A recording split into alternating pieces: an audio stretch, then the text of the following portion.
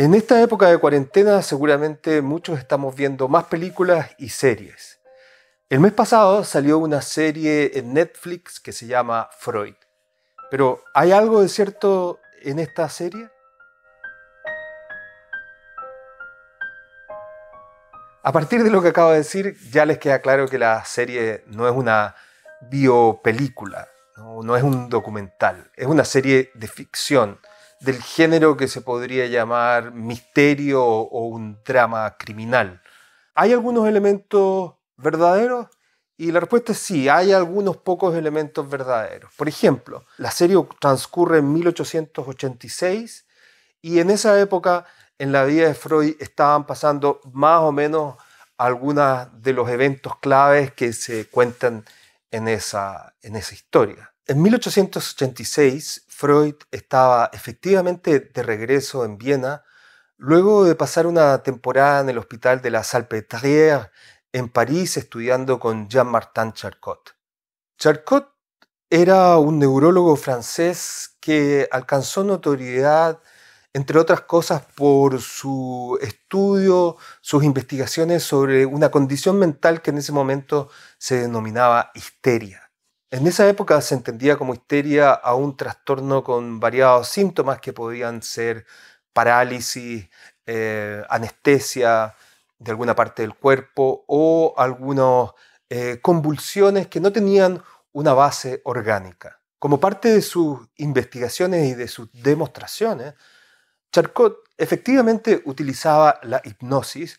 Ya en esa época el uso de la hipnosis como un recurso terapéutico era una técnica controversial o al menos se reconocía su utilidad limitada.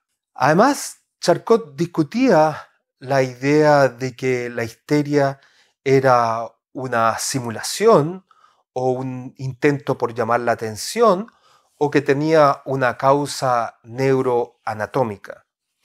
Para Charcot había factores mentales o psicológicos que jugaban un rol en la aparición de la histeria. Y además, a diferencia de la opinión generalizada en esa época, Charcot veía la histeria no como un trastorno exclusivamente femenino. De hecho, la palabra histeria tiene su origen en el griego histera, que significa útero. Para Charcot, la histeria era un fenómeno que también podía observarse en los hombres. Cuando Freud regresa a Francia, trae estas ideas de Charcot respecto a la histeria y al uso de la hipnosis como un recurso terapéutico y se encuentra con la crítica de muchos de sus colegas, entre ellos la de Theodor Meinert, quien aparece en la serie como un profesor, como el director de la clínica donde trabaja y con quien entra en una disputa, digamos, para no dar spoiler, dejémoslo ahí. Freud trabajó en la clínica de Meinert. Meinert fue profesor de Freud antes de que trabajara en la clínica y efectivamente producto de estas distintas visiones respecto a la histeria y respecto al uso de la hipnosis, tuvieron un desencuentro profesional. En este mismo contexto del trabajo en la clínica y de la relación profesional con sus colegas, aparece también Joseph Breuer, quien fue un mentor de Freud.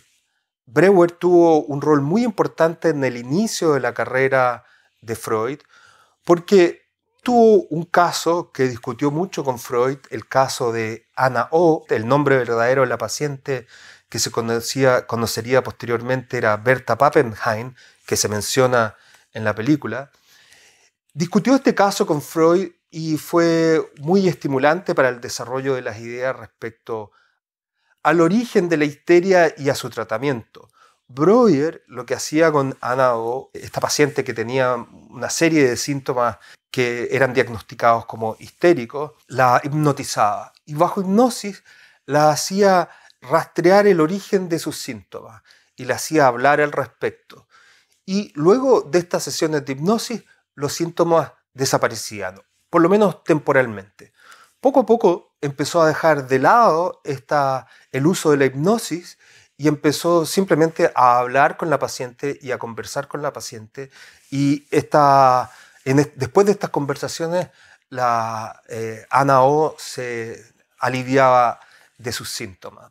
Bueno, esta historia es larga, de hecho escribieron un libro en la cual presentan sus conversaciones y sus reflexiones respecto a este caso y otros casos. Ese libro se llama Sobre la histeria.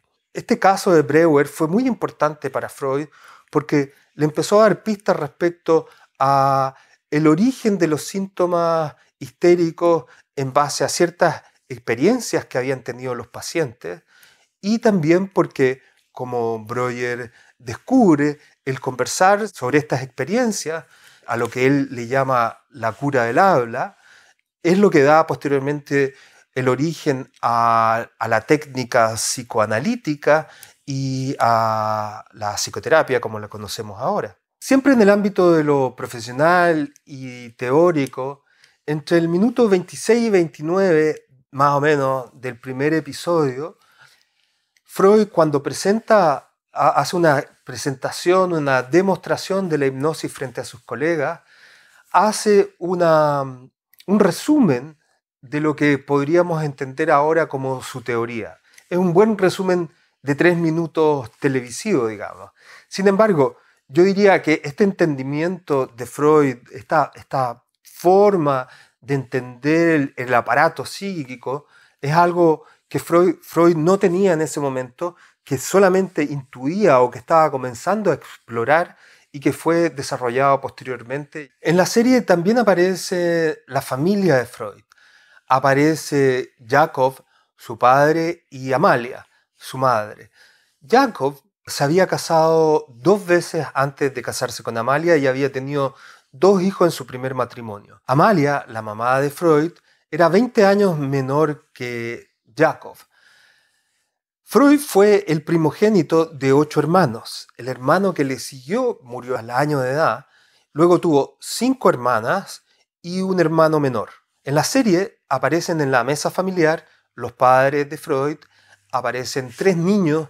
También en una escena aparece un hombre mayor a quienes no se identifica, una hermana de Freud que se llamaba Ana y su esposo que se llamaba Eli. Efectivamente, una de las hermanas se llamaba Ana y su esposo se llamaba Eli Barnais. Y Eli Barnais era doble cuñado de Freud porque, además de estar casado con Ana, era también el hermano de Martha Barnais, quien fue la esposa de Freud. Martha también aparece como un personaje en esta serie. Y también es cierto, tal como se muestra ahí, que Freud y Martha tuvieron un noviazgo a distancia por varios años.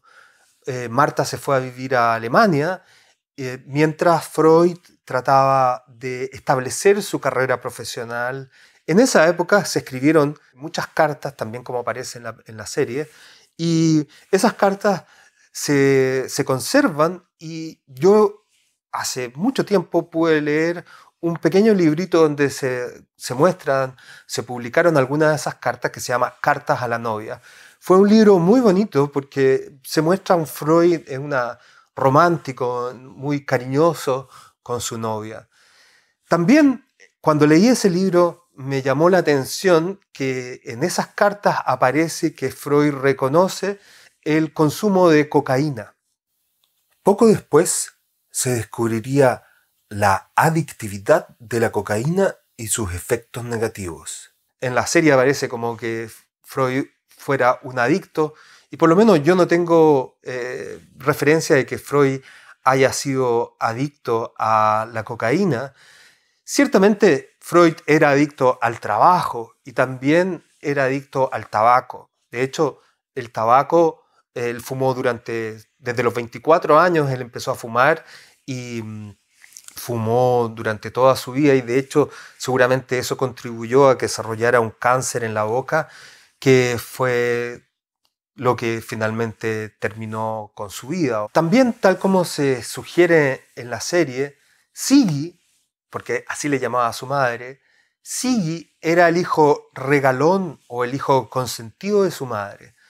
De hecho, era el único de los hijos que tenía una pequeña habitación para él solo, y era el único que tenía una lámpara de aceite para que pudiera estudiar. Freud siempre fue un alumno destacado, brillante y su madre y su familia cuidaban y le proveían todo lo necesario a pesar de sus limitados medios para que Freud pudiera estudiar.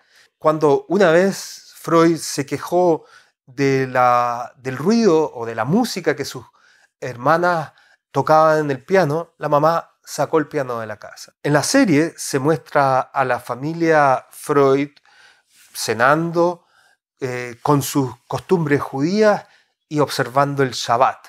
Ciertamente Freud era de origen judío, pero en su vida adulta él en realidad no era un practicante de la religión judía, tal como se sugiere cuando en un momento en la serie él se quita el kipá y el padre lo mira como con un poco de molestia.